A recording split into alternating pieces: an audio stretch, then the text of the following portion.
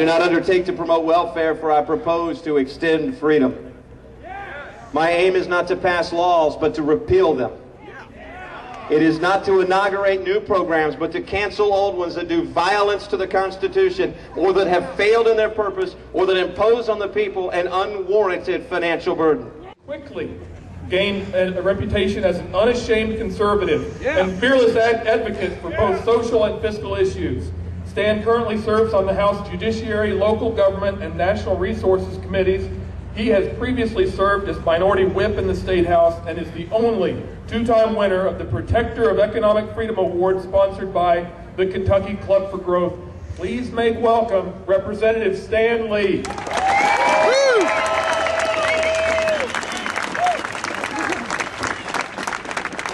So again, my name's Kathy Gornick. In the early part of this century, 4 people came from Yugoslavia on a boat through Ellis Island to Cleveland, Ohio, where they married, produced children that married, that produced me. So I'm 100% Slovenian, a second-generation American, and for that courageous act, I dedicate my speech here, which is really just a few comments. I would like to say to you that the reason that they came is very simple.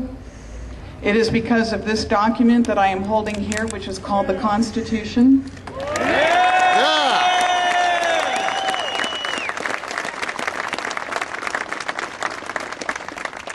You all know that it is under attack, and I'm sorry to say, by both the left and the right. I am no fan, with all due respect to all of them, of either party. I'm an equal opportunity disliker of politics in general. So I got to start a business, grew up with 9 kids eating klobasa, maszynsa, petitsa, stuff you guys have probably never heard of. And I do too. So wore hand-me-down clothes. And maybe the most important day of my life was when I was about 8 years old, and my dad asked me if I wanted to earn some money, and I said, oh yeah? He said, well, you got to scrape the fence, paint it, and if you do the entire yard, which was about 3/4 of an acre, I'll give you $8. Well, I almost passed out. I said, Dad, could I keep this money? And he said, absolutely. And I said, I really mean that. I could do anything I wanted with it. And he goes, yeah, that's how it works. Well, my life flashed before my eyes, and from that day forward, I never stopped working. Because to me, work is the source of my dignity as a human being. Yes.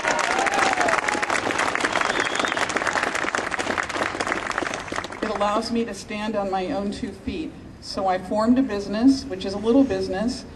David, thanks for your great comments, but it's a humble business.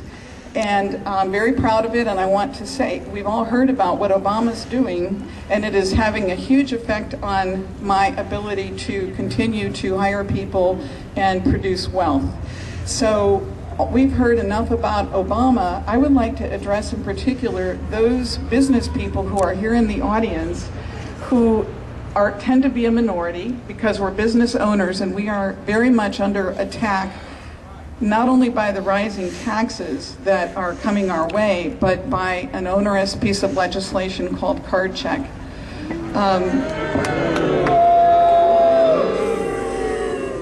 What I would like to tell you is that because of my work that David mentioned in the Consumer Electronics Association, the Republican senators decided to have a briefing in Washington, D.C. this Monday, day after tomorrow, and they have invited 4 business people from across this nation to testify before this hearing.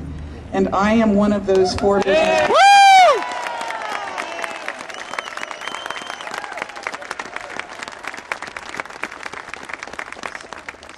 So on Monday at 3 o'clock, C-SPAN 3 will be filming it. I will, probably with the help of my doctor, be able to get through that legally. And I will do my best to represent the interests of business people who are so unappreciated and unrepresented in this discussion about the stimulus package. I would also like to address some comments to the young people because, and actually to invite as many young people, it's just such a great joy and pleasure to see them, to come again on April the 18th, where we hope to have a follow-up to this wonderful event today and exceed the number of people that showed up in Cincinnati last weekend. They claim to have 5,000. Clearly we do not have 5,000 people here today, but I believe that we could multiply. I'm guessing about 1,000. I think we could get 5 times at Applebee's Park on April 18th. Okay?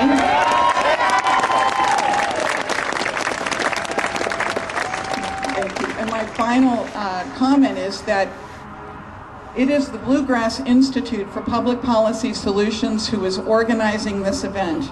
I am chairman of the board of the Institute, and it is a nonpartisan group that intends to help each and every individual in this great Commonwealth to take back their freedoms that they were born with. One of the most important ideas in this document is that your rights were not granted by a government, by a human being, by anybody. They belong to you by nature of you having been born. You are a sentient human being who owns yourself, and nobody else has the right to tell you how to live your life or how to spend your money. So the Bluegrass... So I hope to see you all on April 18th, and please keep your fingers crossed for me on Monday. Being on national television is not my idea of a good time. Thank you.